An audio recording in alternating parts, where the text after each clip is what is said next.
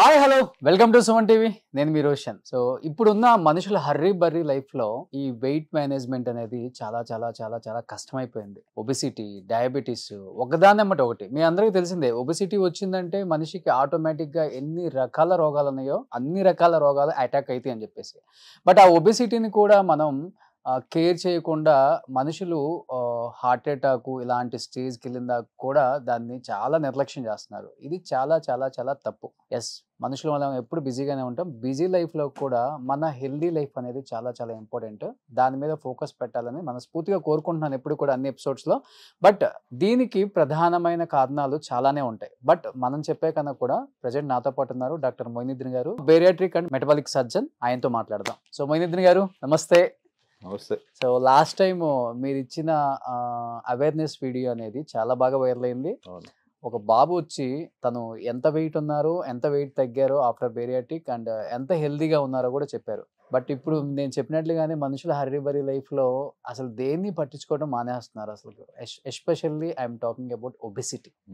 Obesity వల్ల మన లైఫే లేదని చాలా తక్కువ మందికి తెలుసు. బట్ ఒబెసిటీ వల్ల వచ్చే సర్వరోగ నివారణ అంటారు కదా, అది ఏం చెప్తారు మీరు ఫస్ట్ అసలుకి? మామూలుగా నేను చెప్పేది ఏమంటే ప్రతి ఎపిసోడ్లో మేము కొత్త పేషెంట్ తీసుకొస్తున్నాం. మామూలుగా మా అజంప్షన్ ఏమంటే చాలా మంది ఏమనుకుంటారంటే ఒబెసిటీ అంటే ఇప్పుడు లావు ఉంటేనే ప్రాబ్లం ఏమనుకుంటారు. అవును. లావు వల్ల వచ్చే హెల్త్ ఇష్యూస్, డయాబెటీస్ కానీ బ్లడ్ ప్రెషర్ కానీ ఇట్లా ఒక్కొక్క కేసు రిపోర్ట్ డిఫరెంట్ ఉంటుంది. ఒక ఇండివిజువల్ పర్సన్ డిఫరెంట్ ఉంటాడు అనమాట. ఒక అతను లాస్ట్ టైం ఉన్నాడు కదా, అతనికి 180 kgs ఉంది, అతనికి డయాబెటీస్ బ్లడ్ ప్రెషర్ లేదు, కానీ ఎల్డిఎల్ పెరుగుతుంది కదా. ఎల్డిఎల్ పెరిగింది, కొలెస్ట్రాల్ పెరిగింది, అవును. బ్రీతింగ్ డిఫికల్టీ ఉన్నింది. కానీ ఈసారి డిఫరెంట్ కేస్ సినారియో. ఓకే. ఇప్పుడు రజియా గారు మాతో వచ్చారు కదా, వాళ్ళకి ఎట్లా అంటే బేసిక్గా ఒబెసిటీ వల్ల డయాబెటీస్ ఉన్నింది, బ్లడ్ ప్రెషర్ ఉన్నింది, కొలెస్ట్రాల్ ఉన్నింది, ఒకసారి హార్ట్ అటాక్ కూడా వచ్చింది, ఓకే, చెస్ట్ పెయిన్ వచ్చింది బేసిక్గా. సో అలా బేసిక్గా ఇవి హెల్త్ ఇష్యూస్. కానీ ఒక్కొక్క పేషెంట్ సినారియో డిఫరెంట్ కాబట్టి మేము ప్రతిసారి ఒక డిఫరెంట్ పేషెంట్ని తీసుకొచ్చి ప్రతి పేషెంట్కి డిఫరెంట్ డిఫరెంట్ ఇష్యూస్ ఉంటాయని చెప్పడానికి తీసుకొచ్చాం అన్నమాట బేసిక్గా. కానీ ఒబెసిటీ అండ్ డయాబెటిక్ రెండు కలిసి ఉంటాయా, లేకపోతే అది వచ్చిన తర్వాత ఇది అటాక్ అవుతుందా? లేకపోతే అట్లేం లేదు, రెండు డిఫరెంట్ ఎంటిటీస్. కానీ ఒబెసిటీ ఉందనుకోండి, డయాబెటీస్ వచ్చే ఛాన్స్ 80% ఉంటుంది. 80% ఉంటుంది. ఇప్పుడు ఫర్ ఎగ్జాంపుల్ మీకు మామూలుగా 45లో డయాబెటీస్ రావాలనుకోండి, ఇంతకుముందు 60లో వచ్చేది, ఇప్పుడు ఫాస్ట్ లైఫ్ స్టైల్ వల్ల మనకు ఎర్లీగా వచ్చేస్తాం, 10-15 years ఎర్లీగా వచ్చేస్తాం. మీకు ఒకవేళ 45లో డయాబెటీస్ రావాల్సి వచ్చింది, మీరు లావు ఉన్నారనుకోండి 30లోనే వచ్చేస్తుంది. ఓకే, ఎర్లీగా వచ్చేస్తుంది డయాబెటీస్.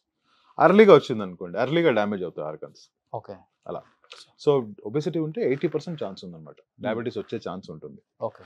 అండ్ సన్నగా ఉన్న వాళ్ళు కూడా డయాబెటీస్ రావచ్చు, లేదని చెప్పడం లేదు, కానీ సన్నగా ఉన్న రీజన్ వేరు. ఓకే, ఆ రీజన్ వేరు.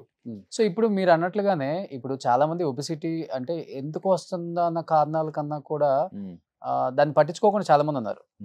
ఫస్ట్ కారణాలు ఏం చెప్తారు? వాట్ ఆర్ ద రీజన్స్ అంటే ఏమని చెప్తారు? ఒబెసిటీ ఎప్పుడు స్టార్ట్ అవుతుంది, ఎందుకు స్టార్ట్ అవుతుంది అనే దానికి ఏమైనా ఉందా? అంటే జీన్స్ అనేది ఒకటి ఉంది, అది ఓకే, ఇంకేమైనా ఆప్షన్? ఇప్పుడు కూడా ఒబెసిటీ అనేది మల్టీ ఫ్యాక్టరల్ డిసీజ్, ఒక ఫ్యాక్టర్ అంటూ ఉండదు. ఓకే. ఫర్ ఎగ్జాంపుల్ కొంతమందికి ఒబెసిటీ డిప్రెషన్తో వస్తుంది. డిప్రెషన్ ఉందనుకోండి, మనం ఏం చేస్తాం, టైంకి పడుకోము, స్లీప్ సైకిల్ డిస్ట్రాయ్ అయిపోతుంది, మన సర్కారియం డిస్ట్రాయ్ అవుతుంది. కాబట్టి మనం ఏం చేస్తామంటే తినాల్సిన టైంలో పడుకుంటాం, పడుకోవాల్సిన టైంలో తింటాం. అది డిస్టర్బ్ అయినా కూడా ఫుడ్ సైకిల్ డిస్టర్బ్ అయ్యి మనం ఎక్కువ తింటాం తెలియకుండా. ఒకటి. Number 2, faulty life style. మన లైఫ్ స్టైల్ అంటే మనం టీవీ చూస్తా, సినిమా చూస్తా తినేస్తాం, ఎంత తింటాం తెలియదు. అదే టీవీ ఆఫ్ చేస్తే మనం తెలుస్తుంది ఎంత తింటున్నాం, అదొకటి. Number 3, genetics. జెనెటిక్స్ చాలా స్ట్రాంగ్ ఫ్యాక్టర్. కరెక్ట్ చెప్పాలంటే పేరెంట్స్ ఒబీస్ ఉంటే కిడ్స్ ఒబీస్ అయ్యే ఛాన్స్ చాలా చాలా ఎక్కువ. నేను చేసే సర్జరీస్ కానీ ఫర్ వాళ్ళ కొడుకుకి చేశాను అనుకోండి, నెక్స్ట్ టైం వాళ్ళ సిస్టర్కి, నెక్స్ట్ టైం వాళ్ళ మదర్కి, నెక్స్ట్ టైం వాళ్ళ అట్లా. So obesity runs in jeans, అదొకటి. నెంబర్ 4, యంగ్ గర్ల్స్లో మనం చూస్తాం థైరాయిడ్ వల్ల లావ్ అవుతారు, హైపోథైరాయిడిజం, థైరాయిడ్ ఫంక్షన్ వల్ల లావ్ అవుతారు. ఇంకొకటి పీసీఓడి అంటారు, అది చాలా కామన్ అనమాట. పీసీఓడి అంటే ఓవరీలో సిస్ట్ ఫామ్ అవుతాయి, మల్టిపుల్ సిస్ట్. దానివల్ల ఏమవుతాయి, మెన్సెస్ ఇర్రెగ్యులర్ అయిపోతాయి, టయానికి రావాలి. ఇర్రెగ్యులర్ అయినా ఒబెసిటీ ఉందా? ఒబెసిటీ లావ్ అయితే పీసీఓడి వస్తుంది, దాన్ని పీసీఓడి అంటారు. పీసీఓడి అంటే మల్టిపుల్ సిస్ట్ ఉంటాయి ఓవరీలో.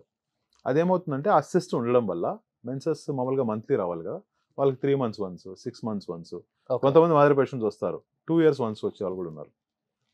సో అలా హార్మోనల్ చేంజెస్ వల్ల వస్తాయి. కొంతమందికి కార్టిసోల్ ఇష్యూస్ అంటారు. కార్టిసోల్ ఇష్యూస్ అంటే కొంతమంది స్టెరాయిడ్స్ ఎక్కువ తీసుకొని లావ్ అయిపోతారు. ఓకే. అట్లా ఏమవుతుందంటే స్టెరాయిడ్స్ ఎక్కువ తీసుకుంటే ఏమవుతుందంటే వాళ్ళ బ్లడ్ షుగర్స్ అబ్నార్మల్ అయిపోతాయి, బ్లడ్ ప్రెషర్ అంతా అబ్నార్మల్ అయిపోయి వాళ్ళకి ఏమవుతుందంటే సెంట్రల్ పార్ట్లో ఒబెసిటీ వస్తుంది. సెంటర్ పార్ట్లో ఒబెసిటీ వస్తుంది. ఇంకొకటి కడుపు పైన ఒక స్ట్రయా ఉంటుంది. స్ట్రయా అంటే ఒక టైగర్స్ ఉంటాయి కదా లైన్స్, అలా ఫామ్ అవుతాయి. ఆ స్టిరాయిడ్ ఎక్కువ, దాన్ని కుషింగ్ సిండ్రోమ్ అంటారు. దాని వల్ల కూడా ఒబేస్ అవ్వచ్చు. ఇంకొకటి ఏమంటే చైల్డ్హుడ్ ఒబెసిటీ, బర్నింగ్ ప్రాబ్లం అంటే చైల్డ్హుడ్ ఒబెసిటీ. ఇప్పుడు మనం పిల్లోడు ఏడుస్తున్నాం అనుకోండి, ఆ పిల్లోని ఏం చేస్తాం, మనం బయటికి తీసుకెళ్ళి ఆడిచ్చాం, వాడు ఏడుస్తున్నాడని ఫోన్ ఇచ్చేస్తాం. సో వాడు ఏం చేస్తాడంటే ఇట్లా చూసి అన్నం తింటాడు అనమాట. అన్నం తినడానికి he uses mobile, screen time. ఇంకొకటి ఏమంటే స్క్రీన్ లేకుండా వాళ్ళు ఒప్పుకోరు, ఇంట్లో టీవీ ఆన్ చేయాలా ఏదో ఒకటి. సో అలా స్క్రీన్ బయట పోయి ఆడుకోవడం అనేది తగ్గిపోయింది, అదొకటి. ఇంకొకటి వాళ్ళు ఏం చేస్తున్నారంటే everything is accessible in single app. ఒక యాప్ చేసిన స్విగ్గీ వచ్చేస్తుంది, జొమాటో వచ్చేస్తుంది. అట్లా ఏమవుతుందంటే బేసిక్గా అక్కడికే డెలివర్ అవుతున్నాయి sweet food any time 24 hours. కాబట్టి ఫుడ్ కన్జంప్షన్ ఎక్కువైపోయింది, ఫుడ్ డిజైరబిలిటీ. ఇంతకుముందు ఫుడ్ మనకు పర్టికులర్ ఫుడ్ కావాలంటే మనం బయటికి పోయి ఆ పర్టికులర్ షాప్లో పోయి ఐస్ క్రీమ్ తినాల్సి వస్తుంది. ఇప్పుడు జస్ట్ 5 minutes వచ్చి అలా చైల్డ్హుడ్ ఒబెసిటీ చాలా ఎక్కువైపోయింది. ఫర్ ఎగ్జాంపుల్ లాస్ట్ వీక్ నేను చూసిన 2 patients గురించి చెప్తాను. 6 year అబ్బాయి 59 kgs ఉన్నాడు. ఇంకొకటి 10 year అమ్మాయి, షీఈ్ 89 kgs. అంటే ఇంతకుముందు ఎట్లా అంటే చాలా ఏజ్ వచ్చే వరకు ఒబెసిటీ వచ్చేది, ఇట్లా కాదు, ఇప్పుడు చిన్న ఏజ్లోనే ఒబెసిటీ వచ్చేస్తుంది. ఓకే. ఆ ఎట్లా ఉందంటే ఆ చిన్న 10 years అమ్మాయికి కొంచెం నడిచిన ఆయాసం, షీ కాంట్ ప్లే, మిగతా పిల్లల ప్లే చేయరు. చైల్డ్హుడ్ ఒబెసిటీ అనేది ఒక డిఫరెంట్ కాన్సెప్టే. ఓకే. కానీ మనం ఈ రోజు డిస్కస్ చేసేది బట్ అది ఏజ్ పెరిగే కొంది మనం తగ్గుతుందా? లేదు, ఇంకా ఎక్కువైపోతుంది, ఎట్లా తగ్గిపోతుంది. అంటే ఇంతకు ముందు ఆడవాళ్ళలోనే ఎక్కువ ఒబెసిటీ ఉండేదని ఎక్కువ మాట్లాడుకునే వాళ్ళం. అంటే పిల్లలను కన్న తర్వాత హార్మోనల్ చేంజెస్ కావచ్చు, రకరకాల రీజన్స్ ఉంటాయి. బట్ ఇప్పుడు అలా కాదండి, మగవాళ్ళు లేదు ఆడవాళ్ళు లేదు, ఇప్పుడు ఈక్వల్గా వచ్చేసారు. ఈక్వల్ అని చెప్పను, స్టిల్ ఆడవాళ్ళకి ఎడ్జ్ ఉంది. 60-70%. అండ్ నేను చెప్పినంత 70% విమెన్ ఉంటారు, 30% మెన్ ఉంటారు. మీరు చెప్పినట్లు ఆడవాళ్ళకి థైరాయిడ్ ఎక్కువ, PCOD problem, delivery post delivery weight gain అవుతుంది, they don't lose it properly. So అలా చాలా ఇష్యూస్. ముఖ్యంగా మీరు ఎక్కువ ఈ వెయిట్ మేనేజ్మెంట్ మీద అండ్ వెయిట్ లాస్ మీద ఎక్కువ మీరు అవేర్నెస్ తీసుకొస్తారు కాబట్టి ఈ రోజు మన షోకి ఒక అమ్మ వచ్చారు. అమ్మ మీ పేరేంటి? రజియా. మీరు ఎంత వెయిట్ ఉన్నారమ్మా సార్ దగ్గరికి వచ్చినప్పుడు? 100 ఉన్నాను. 100? ఓకే. ఇప్పుడు ఎంతకు వచ్చారు? 67 అట్లా వచ్చి. సో మేడం ఫస్ట్ మీ దగ్గరకు వచ్చినప్పుడు కేసు చూసారు కదా? అవునండి. అంటే బిఫోర్ చెప్తారండి, బిఫోర్ అమ్మ మీరే ఇది? ఓ మై గాడ్, అసలు నమ్మలేకపోతున్నాం. 102 ఉంటారా? 102 నుంచి 100కి నేను తగ్గాను. తర్వాత నా వల్ల కాదనేసి ఇంకా. ఓ, అసలు మీరు పక్కన నిలబడితే మీరు కాదు గుర్తుపట్టారు అసలు ఎవరైనా మిమ్మల్ని? ఇప్పుడు గుర్తుపట్టట్లా చాలా మంది. ఎంత చేంజ్ వచ్చింది. ఇంకో పిక్చర్ కూడా ఉంది చూడండి. అమ్మ ఏంటమ్మా, అంటే ఇలాంటి పొజిషన్ లో ఉంటే మనకు నడవడానికి కూడా చాలా ఇబ్బందిగా ఉంటుంది, మెట్లు ఎక్కలేము, ఆయాసం వస్తుంది. ఎన్ని డిఫికల్టీ ఫేస్ చేశారు? చాలా డిఫికల్టీస్ ఫేస్ చేశాను. కాళ్ళు నడవలేకపోయేదాన్ని, ఈవెన్ బాత్రూమ్ పోవడానికి కూడా బండిలో పోయేదాన్ని, 2-wheeler లో. ఓకే. అంటే వర్కింగ్ ప్లేస్ లో ఉన్నప్పుడు బాత్రూమ్ కొంచెం డిస్టెన్స్ లో ఉండేది, నా రూమ్ నుంచి బాత్రూమ్కి వెళ్ళాలంటే 2-wheeler లో వెళ్ళేదాన్ని. ఓకే సార్, మీ దగ్గరికి వచ్చినప్పుడు ఏంటి సార్ మేడంకి ఏం సజెస్ట్ చేశారు? అంటే ఫస్ట్ మీరు చాలా వరకు కూడా లావు ఉన్న వాళ్ళందరినీ కూడా చాలా న్యాచురల్ గానే తగ్గిద్దామని చూస్తారు. ఒక 2-3 months బిఫోర్ పేషెంట్ కూడా చెప్పారు. అంటే కొంతమంది పేషెంట్స్ బాడీ తీరుని బట్టి కూడా మీరు అప్పుడు మూవ్ అవుతారు కదా, డెఫినెట్ గా వెళ్ళాలి మీరు. మనం ఏమంటే ఇంతకుముందు వచ్చిన అబ్బాయి యంగ్ అబ్బాయి, he can workout, he can go to the gym, he can walk, he can run, sprint చేయొచ్చు, ఏదైనా చేయొచ్చు. బట్ మేడంకి ఎట్లుందంటే ఈ ఏజ్ వచ్చిన తర్వాత మనం రన్ చేయండి అని చెప్పలేము, వాక్ చేయండి అంటే చెప్పచ్చు ఒక లిమిట్ వరకు. నీ ఇష్యూస్ ఉంటాయి వాళ్ళకి, సివియర్ నీ పెయిన్ ఉంది మేడంకి, ఆ నీ పెయిన్ వల్ల ఎక్కువ నడవలేరు. సో మనకు ఎక్కువ ఆప్షన్స్ ఉండవు మనకు. డైట్ మాత్రం చెప్పచ్చు, అది ఫాలో అయితే. వాక్, ఫిజికల్ యాక్టివిటీ మనం చెప్పలేము. సో మేడం కూడా 100 kgs ఉన్నారు, వాళ్ళ వెయిట్ ఉండాల్సిన వెయిట్ కంటే ఆల్మోస్ట్ 40 kgs ఎక్కువ ఉన్నారు. కాబట్టి BMI 40 పైన వస్తుంది కాబట్టి మనం ఎక్కువ ఆప్షన్స్ లేవు. కాబట్టి మేడం కూడా కొంచెం రీసెర్చ్ చేశారు బాగా సర్జరీ గురించి, ఒక 2 years రీసెర్చ్ చేశారు దాని గురించి. చాలా మంది డాక్టర్స్ కన్సల్ట్ అయ్యాను, చాలా వేరే వెరైటీస్ ఆఫ్ ఏమంటారు సార్ అవి లిక్విడ్స్, డైట్స్ అన్ని ఈ మధ్య అన్ని వస్తున్నాయి కదా. ఓకే డైట్ కూడా ఫాలో అయ్యారు. చాలా డైట్స్, తర్వాత నేచురోపతి, చాలా వాట్నాట్ అన్ని చేశాను. లాస్ట్ కి ఎగ్జాస్ట్ అయిపోయా. ఓకే.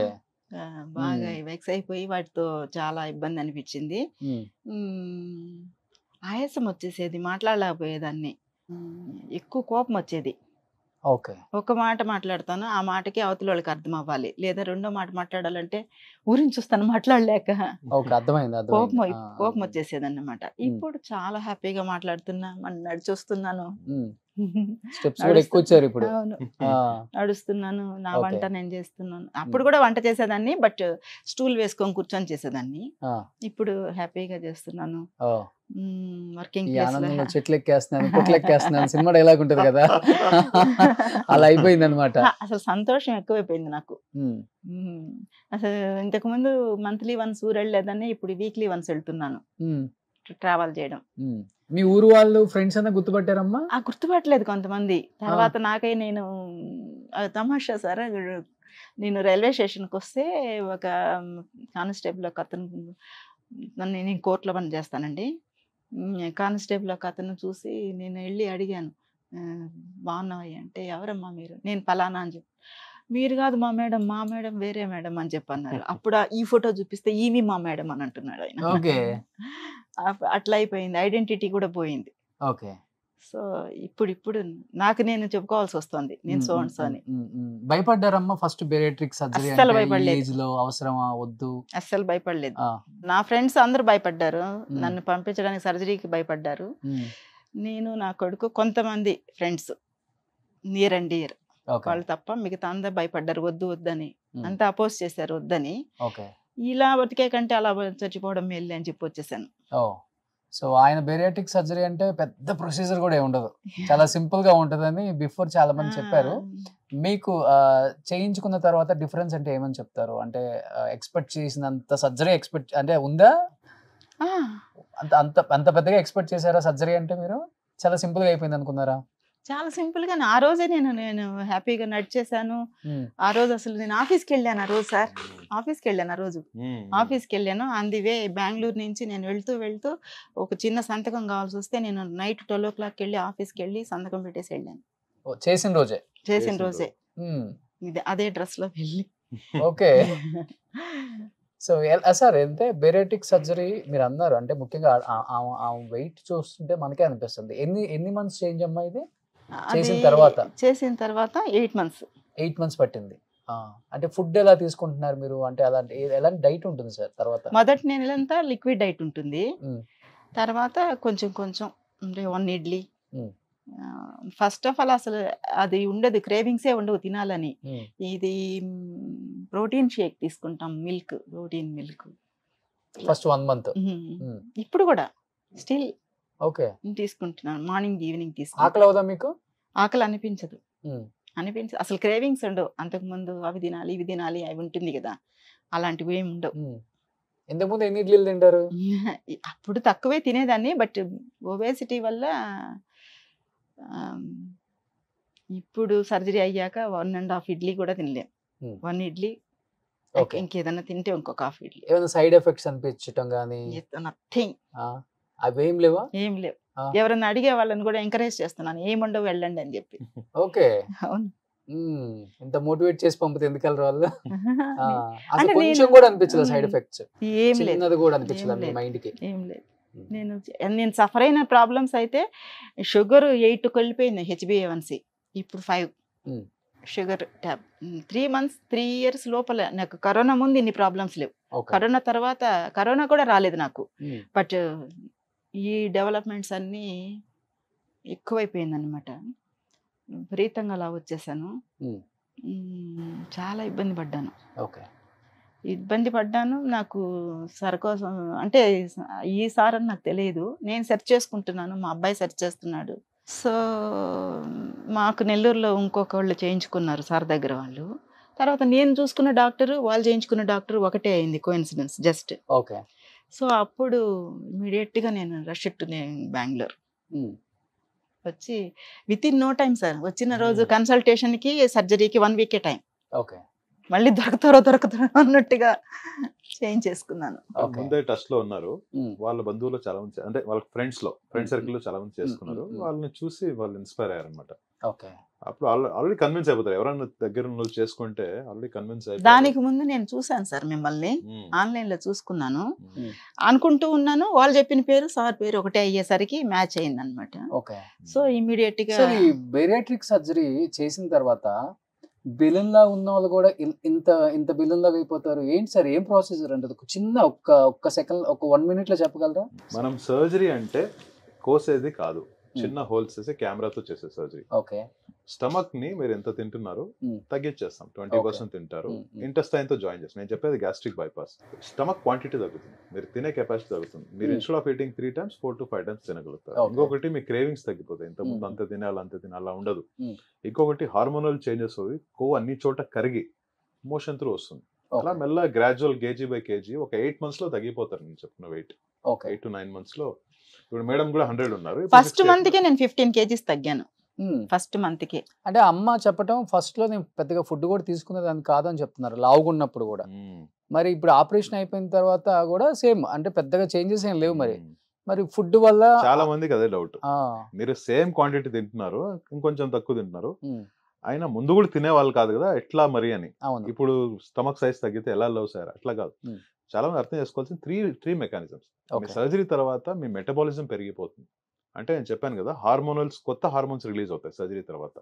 ఫుడ్ ఒకటే కాదు, హార్మోన్స్ రిలీజ్. హార్మోన్స్ ఏం చేస్తాయంటే ఎక్కడెక్కడైతే కొవ్వు ఉందో అన్ని కరిగిపోతుంది. ఫస్ట్ ఫేస్ నుంచి కరిగిపోతుంది, చెస్ట్, అబ్డోమెన్, కాళ్ళు కరిగి అది మోషన్ త్రూ వస్తుంది అనమాట. ఓకే. అలా కరిగి వస్తుంది. అలా అది main mechanism surgery. Only bad cholesterol, bad cholesterol, fat కరిగి వచ్చేస్తుంది. ఓకే. ఇంకొకటి ఏమంటే మీరు ఇంతకుముందు సర్జరీ ముందు అంత తినాలా ఇంత తినాలని కోరిక ఉంది చూడండి, ఆ కోరిక తగ్గిపోతుంది. Cravings okay. Okay. Complete mind set మారిపోతుంది. అవును అవును. ఓకే. హ్యాపీగా ఉంటాం ఫస్ట్ ఆఫ్ ఆల్ ముందు. అది ఆ డిప్రెషన్ కూడా ఉండదు. ఇంత లావ్ అయిపోయాము ఏంటని. ఇది ఇప్పుడు మీరు చెప్పింది 200% కరెక్ట్. ఇప్పుడు బయటికి వెళ్ళాలన్నా కానీ వెళ్ళలేము, ఫ్రెండ్స్ తో టూర్ వెళ్ళలేము, ఎక్కడికి వెళ్ళేదాన్ని కాదు, కార్లో జర్నీ చేయలేము, ఒక దర్శనానికి దేవుడి దగ్గరికి కాళ్ళు ఇంత లావ్ అయిపోయాటి నాకు. ఇంత ఎత్తున స్టూల్ వేసుకొని కూర్చునేదాన్ని. అన్నిటికీ అడ్జస్ట్మెంట్లు, కాళ్ళ కింద ఒకటి ఇట్లా అడ్జస్ట్మెంట్స్. ఇప్పుడు ఏం లేదు. సో మీరు కోర్టులో చేస్తారు కానీ కోర్టులో చేస్తున్నాయి కానీ అమ్మ అట్లీస్ట్ అవేర్నెస్ కోసం వస్తాను అని చెప్పి ఆమె వచ్చారు. కోర్టులో నేనే అడిగాను సార్ని. అవునా? నేనే వస్తాను సార్ ఇంటర్వ్యూ ఇస్తాను. ఎందుకంటే out of gratitude. Okay. Sir నాకు ఇలా ఈ రకంగా ఉన్నానంటే సారే కారణం. సో అవుట్ ఆఫ్ గ్రాటిట్యూడ్ నేను ఇస్తాను సార్ మీకు ఇంటర్వ్యూ. సో కోర్టులో చేస్తారు కదా మీరు. కోర్టులో అందరూ అసలు మీరు అవునా కాదా అని ఇప్పటికి వాళ్ళకి ఒక క్వశ్చన్ మార్క్ అయి ఉంటుంది. నా నేటివ్ డిస్ట్రిక్ట్ వచ్చేసి నెల్లూరు అండి. ఇప్పుడు నేను అడ్మినిస్ట్రేటివ్ ఆఫీసర్ గా తిరుపతి వేరే డిస్ట్రిక్ట్ కి ఇస్తారు, అది గెజిటెడ్ ర్యాంక్ అనమాట. అందుకని తిరుపతి డిస్ట్రిక్ట్ లో చేస్తున్నాను. ఇప్పుడు నేను 1.5 year తర్వాత నా కోర్టుకి వెళ్ళాను. నన్ను చూస్తే నా వాళ్ళే నన్ను గుర్తుపట్టలేకపోయారు మొన్న. నేను సోన్స్ అని నేనే ఐడెంటిటీ ఇచ్చుకోవాల్సి వచ్చింది. ఇంకా నాకే అబ్బో గుర్తుపట్టట్లేదని వచ్చేసా. కానీ ఇప్పుడు 102 ఉన్నారు, ఇప్పుడు ఆమె 8 months అయిందని చెప్పారు. వీళ్ళు మళ్ళీ వెయిట్ గెయిన్ అయ్యే ఛాన్సెస్ ఉంటుందా ఇన్ ఫ్యూచర్? యాక్చువల్లీ మేడం గారు ఇంకా ఒక 10 ఏళ్ళు తగ్గచ్చు అప్రాక్సిమేట్లీ. సరే ఫర్ ఎగ్జాంపుల్ ఒక 60కి వచ్చేసారు అనుకోండి, మనం ఏమవుతుందంటే అది లైఫ్ అనేది మనకు ఫ్యూచర్లో మనం తినే కెపాసిటీ పెరుగుతుంది. ఇప్పుడు తక్కువ తింటున్నారు, మీరు చెప్పారు కదా 1 ఇడ్లీ తింటున్నారని. కొన్ని రోజుల తర్వాత 1.5 ఇడ్లీ అవుతుంది. అది కొన్ని రోజులు 2 ఇడ్లీస్. మా పేషెంట్స్ 6 years అయింటారు కదా, వాళ్ళకి 4 ఇడ్లీస్ తినే అలవాటు తింటున్నారు. 4 ఇడ్లీస్. అప్పుడు మీరు అడుగుతారు మళ్ళీ వెయిట్ గెయిన్ అవుతారా అని. చూడండి మళ్ళీ తింటున్నారు కాబట్టి అట్లా ఉండదు. వెయిట్ గెయిన్ అయినా కూడా ఇట్లా ఉండదు. 40 ఏళ్ళు తగ్గారు కదా, ఒక 3-4 yearsలో ఒక 4 kgs, ఒక 10 yearsలో 10 kgs మహా అంటే. అది ఫాలో అవ్వకపోతే, డిసిప్లిన్ లేకపోతే. డిసిప్లిన్ కింద మెయింటైన్ చేస్తే వెయిట్ గెయిన్ అయ్యే ఛాన్సెస్ చాలా తక్కువ. అయినా కూడా ఒక 5 kgs 6 kgs 40 తగ్గారు అనుకోండి, దాంట్లో మనం ఇంకో 5 kgs పెరిగామనుకోండి, స్టిల్ దర్ -35 కదా. సో లైఫ్ లాంగ్ టాబ్లెట్లు వేసుకునే పని ఉండదు కదా, అసలు లేదు. నో టాబ్లెట్స్, ఆపేసారు. Medication free. బీపీకి మాత్ర లేదు, షుగర్ కి మాత్ర లేదు, కొలెస్ట్రాల్ మాత్ర లేదు, ఓన్లీ వైటమిన్ బిఫోర్ మీకు షుగర్ బీపీ అన్నీ ఉన్నాయమ్మా? 3 ఇప్పుడు ఇయర్స్ లో డెవలప్ అయింది బాగా. ఓకే. సో ఇప్పుడు మీరు ఎప్పుడైతే ఇప్పుడు వెయిట్ తగ్గారో అన్ని పోయినాయి, ఆల్ గాన్. HbA1c 5 కి వచ్చేసింది. నాకు తెలిసి 5 ప్రాబ్లమ్స్ ఉన్నాయి మేడం. ఒకటి diabetes 3 years, blood pressure 3 years, cholesterol. దీని మూడికి టాబ్లెట్స్ వాడేవాళ్ళు. యాంజియోగ్రామ్ కూడా చేశారు సార్. యాంజియోగ్రామ్ కూడా చేశారు. చెస్ట్ పెయిన్ చేశారు, స్టంట్ వేయాలని చెప్పారు. ఇంకా అప్పుడు త్వరగా నేను కొంచెం ఫాస్ట్ అని. ఇప్పుడు స్టంట్ వేయించుకున్నారమ్మా? లేదు లేదు లేదు, ఇప్పుడు క్లియర్ అయిపోయింది, హ్యాపీగా. వాల్స్ అన్ని ఫ్రీ అయ్యి, నో బ్లాకేజ్ ఎక్కడ కూడా. ఇంకో 5 ప్రాబ్లమ్స్ చెప్పాను కదా, డయాబెటీస్, బ్లడ్ ప్రెషర్, కొలెస్ట్రాల్. ఇంకొకటి మోకాలు నొప్పులు ఉన్నాయి, అది తగ్గాయి బేసిక్ గా. ఇంకొకటి స్లీప్ యాప్ని, గొరక పెడతాం కదా రాత్రిపూట, లావు ఉంటే గొరక పెడతారు కదా, అది తగ్గిపోయింది. 5 ప్రాబ్లమ్స్ మేడం కి రిలీఫ్ ఉంది. ఓకే. ఆల్మోస్ట్ కాళ్ళు నొప్పులు అయితే వెరీ విచిత్రంగా, నా కాళ్ళు నొప్పులు నడలేకపోతున్నానని ఒక డాక్టర్ దగ్గరికి వెళ్ళాను తిరుపతిలో. డాక్టర్ గారు నువ్వు కింద కూర్చోగలవమ్మా అని అడిగారు నన్ను. కూర్చుంటాను సార్, ఇంతలా ఉన్నాను కదా. ఆ లావు మీద నేను గోడ పట్టుకొని అట్లా కూర్చున్నాను. కూర్చుంటే ఆయన క్లాప్స్ కొట్టారు. కూర్చొని లేచాను పైకి. అమ్మ నువ్వు కింద కూర్చొని లేచావు కాబట్టి నీకు మోకాళ్ళల్లో గుజ్జు అరగలేదు, just because of obesity only నువ్వు నడవలేకపోతున్నావు బరువు వల్ల, better you go for bariatric surgery అని ఆయన చెప్పాక ఇంకా స్టాంప్ అయిపోయింది నా మైండ్ లో. కన్ఫర్మేషన్స్ మల్టిపుల్ సోర్సెస్ నుంచి నాకు లాస్ట్ టైం వచ్చేసరికి ఇంకా అంటే ఇప్పుడు ఈజీ మెథడ్స్ లోనే బేరియాట్రిక్ సర్జరీ చేస్తారని కూడా ఒక రకంగా చెప్పాలంటే రూరల్ ఏరియా వాళ్ళకి అంత అవగాహన రాలేదు. మీలాంటి వాళ్ళు వచ్చి మాట్లాడితే దీని గురించి తెలుస్తుంది. అమ్మో అదేదో పెద్ద సర్జరీ, అసలు చచ్చిపోతావేమో చేయించుకుంటే అన్న ఫీలింగ్ లోనే ఉన్నారు పాపం, వాళ్ళకి తెలియదు. అందుకే నేనే సార్కి చెప్పాను, సార్ నేను వచ్చి మీ మాట్లాడతాను, చాలా మంది ఉన్నారు సార్ నాలాగా సఫర్ అయ్యే వాళ్ళు, వాళ్ళకి అర్థమవుతుంది కనీసం నేను వచ్చి మాట్లాడితేనని చెప్పాను నేను. సూపర్. నిజంగా సార్ ఆమె చెప్తుంటే నాకే మాటలు రావట్లేదు తొందరగా, అట్లా అనిపిస్తుంది. నేనే అడిగాను సార్, నేను అసలు మామూలుగా అసలు సార్ ఆ రోజు ఆశ్చర్యపోయారు, సార్ నేను వచ్చి మీకు ఇంటర్వ్యూ ఇస్తాను సార్ అన్నాను నేను. అంటే మంచి పని అన్నారు ఆయన. బట్ నేనైతే 1 year తర్వాత వస్తామనుకున్నా, కొంచెం ఇంకా తగ్గుతాను కదా అని. నేను తగ్గాను కదా ఇస్తానులే అనుకొని వచ్చాను. ఓకే. సో దీనికి మెడికల్ రీఇంబర్స్మెంట్ ఉందండి మేడం కోతే వచ్చింది. ఓకే. నేను నాది అంటే మెడికల్ రీఇంబర్స్మెంట్ అంటే గవర్నమెంట్ సైడ్ నుంచి రాదు సార్ అది. అది ఇది కాస్మెటాలజీ కింద వస్తుంది కదా, కాస్మెటిక్ సర్జరీ కింద వస్తుంది కాబట్టి అది లేదు. ఇది ఇన్సూరెన్స్, హెల్త్ ఇన్సూరెన్స్. ఏమంటున్నారంటే హెల్త్ ఇన్సూరెన్స్ అప్రూవ్ అవుతుంది, హెల్త్ ఇన్సూరెన్స్ అప్రూవ్ అవుతుంది. దీనికి ఏం చేస్తున్నారంటే ఇంతకు ముందు దీనికి కాస్మెటిక్ అనుకునే వాళ్ళు, అదొక అపోహ. కాస్మెటిక్ కాదు అది, మెటబాలిక్ ఇష్యూ. నేను చెప్పాను కదా, మెటబాలిక్ సర్జరీ అంటారు కదా. మెటబాలిక్ అంటే మీ మెటబాలిజం సరిగ్గా లేదు కాబట్టి మీకు షుగర్, బీపీ, కొలెస్ట్రాల్ వచ్చాయి. ఇప్పుడు సర్జరీ చేయడం వల్ల మెటబాలిక్ ఇష్యూస్ రిజాల్వ్ అవుతున్నాయి కాబట్టి మెటబాలిక్ సర్జరీ. ఇప్పుడు ఇన్సూరెన్స్ వాళ్ళు కూడా ఇస్తున్నారు ఇన్సూరెన్స్. దాన్ని మార్పించాలి సార్ మీరు టెర్మినాలజీ. మార్చేస్తున్నాం. మెటబాలిక్ సర్జరీ అని పెడితేనే అది బెరాట్రిక్ అనగానే వేరేగా వెళ్ళిపోతున్నారు. అవును, అసలు అది కూడా కాకుండా భయపడుతున్నారు జనాలు. బేరియాట్రిక్ అనగానే పాత రోజుల్లో ఏదేదో జరిగిందని అపోహల్లో ఉంటున్నారు, ఒళ్ళు మాత్రం అట్లాగే పెట్టుకుంటున్నారు. ఇన్ని మందులు మింగుతున్నారు ఒక్కొక్కళ్ళు. అవును, నేనే చెప్తున్నా అంటే చూడండి, మనం ఎట్లా టెక్నాలజీ అడ్వాన్స్ అవుతుంది. ఇంతకుముందు మనం ఇన్స్టాగ్రామ్ వాడేవాళ్ళు కాదు, ఇప్పుడు అంతా ఇన్స్టాగ్రామ్ వాడుతున్నారు. ఫేస్బుక్, ఆర్కుట్ స్టార్ట్ అయింది.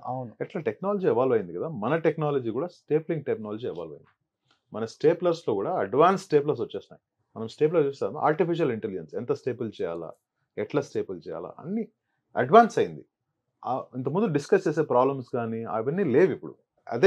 అదే మైండ్ సెట్ లో ఉన్నారు జనాలు ఇప్పుడు కూడా. అందుకే మనం ఈ టీవీ ఇంటర్వ్యూల్లో రావడము, ఇంటర్వ్యూలు ఇవ్వడము, పేషెంట్ ని తీసుకురావడం. ఎందుకంటే చాలా మంది ఏమనుకుంటున్నారంటే ఈ సర్జరీ చేసుకుంటే ఏమైనా అయిపోతుంది, అట్లాంటి అపోహాలు అంత వేస్ట్. మనం అది అపోహాలు మాత్రమే, అది నిజాలు కాదు. ఇప్పుడు ఎంతమంది మేము సర్జరీ చేస్తున్నాం, ఎవరికైనా ఏమైనా అయిందా? లేదు. ఎందుకు అవ్వలేదు? సరిగ్గా చేస్తే. అదే నేను చెప్పాను, ఎప్పుడు కూడా మీరు correct doctor, correct hospital, correct infrastructure పోతే మీకు ప్రాబ్లమ్స్ ఉండవు. అందుకే కదా కరెక్ట్ డాక్టర్ మిమ్మల్ని పిలిచాము, అవేర్నెస్ కోసం. యాప్ట్. బట్ ఇప్పుడు ఏమొచ్చారు కాబట్టి నిజంగా మీరు అన్నారు 60 to 70% లేడీసే ఫేస్ చేస్తున్నారు ఈ ఒబిసిటీ కూడా.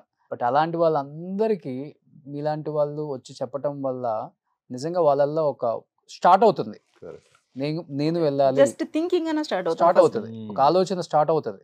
ఆలోచన మంచికే కదా, తర్వాత ఇంప్లిమెంటేషన్. మరోవర్ ఆయనకి మంచి సక్సెస్ రేట్ ఉంది, మొయినుద్దీన్ గారికి ఎస్పెషల్లీ దీనిలో. మావాడు ఆ రేటింగ్ చూసాడు ఫస్ట్, ఓ రేటింగ్ వాడు వాళ్ళ ఎడ్యుకేషన్ వేరే కాబట్టి ముందు వెళ్ళి ఆన్లైన్ లో రేటింగ్ ఎంత ఉందని చూసి అమ్మ చూసాడు పిల్లోడు. కరెక్ట్ అవును అవును ఓకే. వాళ్ళ పిల్లోడు యూఎస్ లో ఉంటాడు. ఇప్పుడు ఆయన లేకుండా సర్జరీ చేసుకున్నారు మేడం. పోస్ట్ డాక్టరల్ రీసెర్చ్ చేస్తున్నాను. కాన్ఫిడెన్స్. ఇంకొకటి మేము ఒకటేమంటే మేడం ది స్పెషల్ ఎందుకు డిస్కస్ చేయాలంటే సర్జరీ అంటే భయపడతారు, మీరు భయపడతారు, నేను ఇంజెక్షన్ అంటేనే భయపడతారు, సర్జరీ అంటే భయపడతారు. మేడం డేరింగ్ వచ్చారు, ఎక్కడ కూడా భయము అది ఫియర్ అనే చూడడం లేదు సర్జరీలో. సర్జరీ అప్పుడు చూడలేదు, ఇప్పుడు కూడా చూడలేదు. సర్జరీ దగ్గరికి వెళ్ళారు సార్, సర్జరీ రూమ్ లోకి తీసుకెళ్లారు. థియేటర్ లోకి వెళ్ళాక అంత టీమ్ ఆఫ్ డాక్టర్స్ ఉంటారు కదా, అదే ఆర్థో ఏమంటారు సార్, అనస్థిస్ట్, బీపీ డాక్టర్, వీళ్ళంతా ఉంటారు కదా, టీమ్ ఆఫ్ డాక్టర్స్ ఉంటారు కదా. నేను అందరికి వెళ్ళి నమస్తే సార్ అందరికీ అని అన్నాను. అక్కడికి వెళ్ళాక సార్ డాక్టర్ గారు మీరు నాకు కనిపించట్లేదండి ఎక్కడ అంటే, అమ్మ నేను ఇక్కడ ఉన్నాను అని అన్నారు. నాకు కనపడండి అని అంటే అప్పుడు కనిపించారనమాట. అందరూ డాక్టర్లు అంటున్నారు, అందరూ ఏడుస్తూ వస్తారు, నువ్వు నవ్వుతూ వచ్చి. సర్జరీ అదొకటి స్పెషల్. వాళ్ళకి ఇంకొకటి వాళ్ళకి ఎంకరేజ్మెంట్ గా ఉంటుంది కదా, మనం ఏడుస్తుంటే వాళ్ళు ఇంకా కొంచెం. నేను దట్టు నాకు 60 years క్రాస్ అయ్యాయి, నాకు ఏజ్ కూడా. ఇంత అడ్వాన్స్ ఏజ్ లో కూడా నువ్వు ఎందుకు చేయించుకున్నావనే వాళ్ళే గాని చేయించుకుని ఇప్పుడు అంటున్నారు అదే మాట మళ్ళీ, అబ్బా నువ్వు మంచి పని చేసావు ఆ నోట్లో అన్నోళ్ళే ఇట్లాగా. ఓకే. సో ఒకటి బేరియాట్రిక్ సర్జరీ ఎలా ఉంటుందో, సైడ్ ఎఫెక్ట్స్ వస్తాయా లేకపోతే ఇంకేదన్నా ఫ్యూచర్లో ఏమన్నా మనకు ప్రాబ్లం ఉంటుందా హెల్త్కి సంబంధించి, ఇవన్నీ ఒక క్వశ్చన్ మార్క్ అయితే.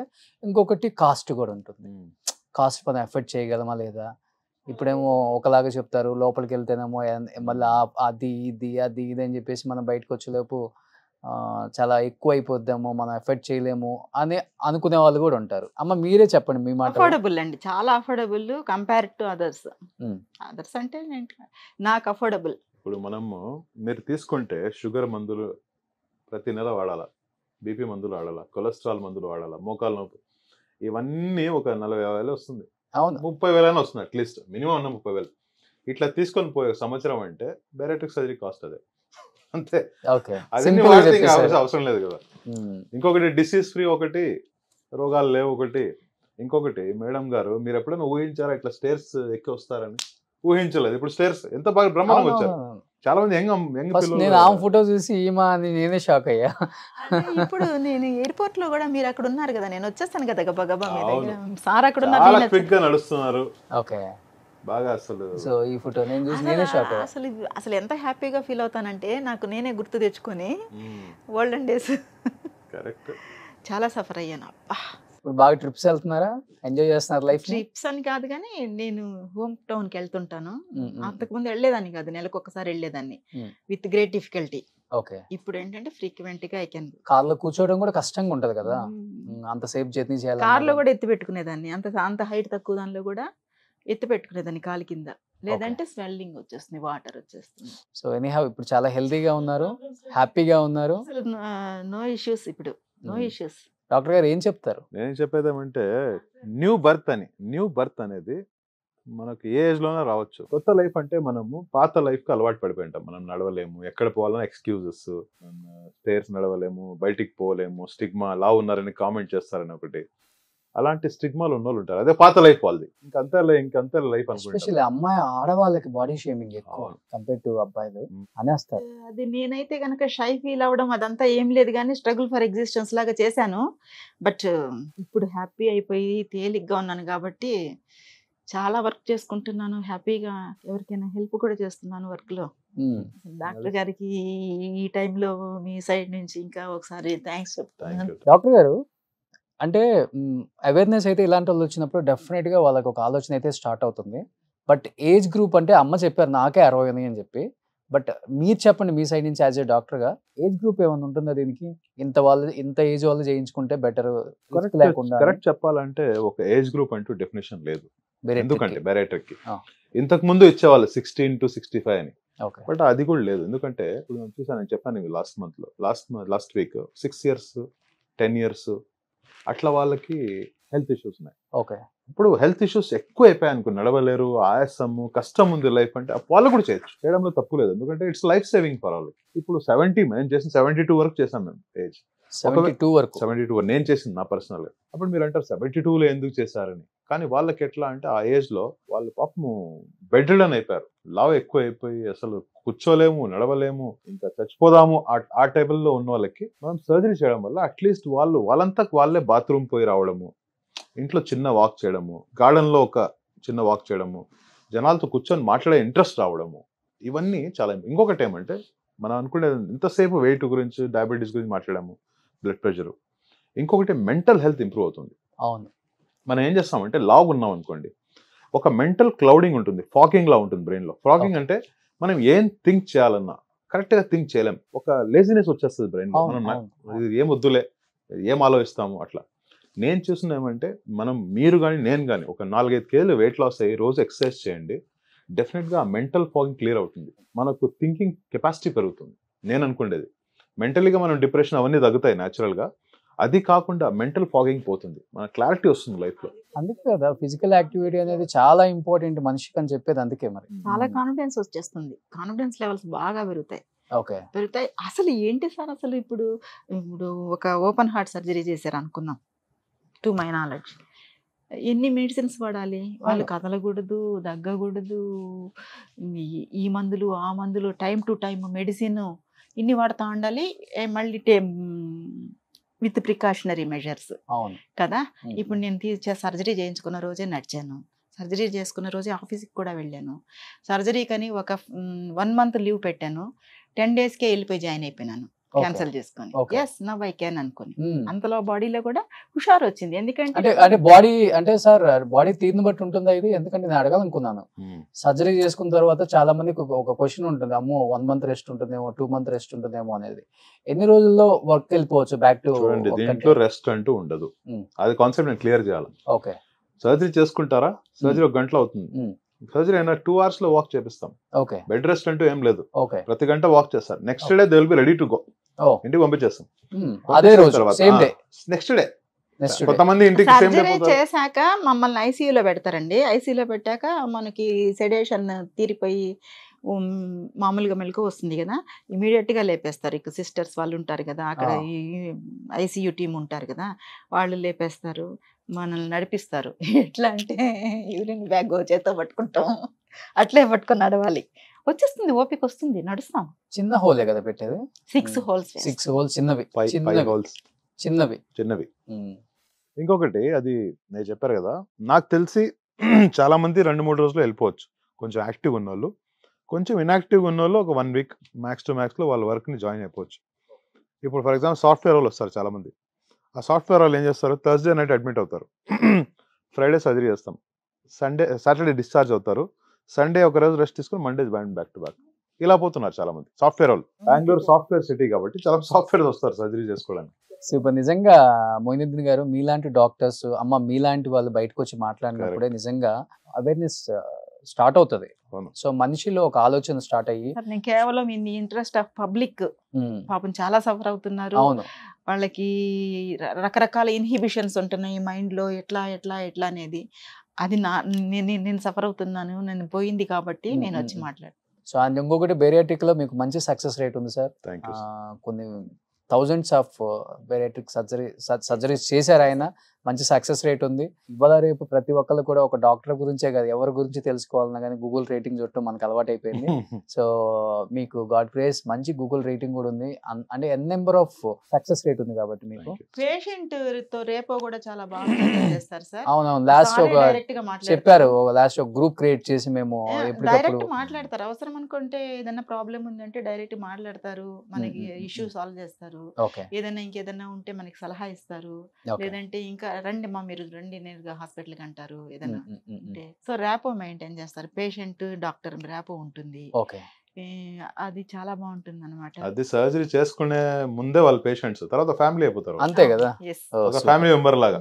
ఇప్పుడు ఆమె చూడ ఎంత కంఫర్టబుల్ ఉన్నారు నాతో, మేము కూడా వాళ్ళతో ఎంత కంఫర్టబుల్. ఇంకొకటి ఏమంటే వి షుడ్ అప్రిషియేట్ మేడం, అంత బిజీ టైం వదిలి కోర్టులో she has come for this, because ఎందుకంటే వాళ్ళు సఫర్ అయింది, వేరే వాళ్ళు సఫర్ అవ్వకూడదు, సమాజానికి మనం ఒక హెల్ప్ చేసినట్టు అవుతాం. అంతే. లాస్ట్ అండ్ ఫైనల్ గా వ్యూయర్స్ కి ఏం చెప్తారు డాక్టర్ గారు? నేను చెప్పేది ఒకటే అండి, మామూలుగా ఎట్లా అంటే మీరు చాలా మంది మనం ఎంత సంపాదించాం, ఎన్ని కోట్లు, ఎన్ని ఆస్తులు, ఎన్ని హౌసెస్ అంతే ఆలోచిస్తాం, కానీ అవన్నీ ఎంజాయ్ చేయడానికి మనం బతుకుండాలి. Hmm.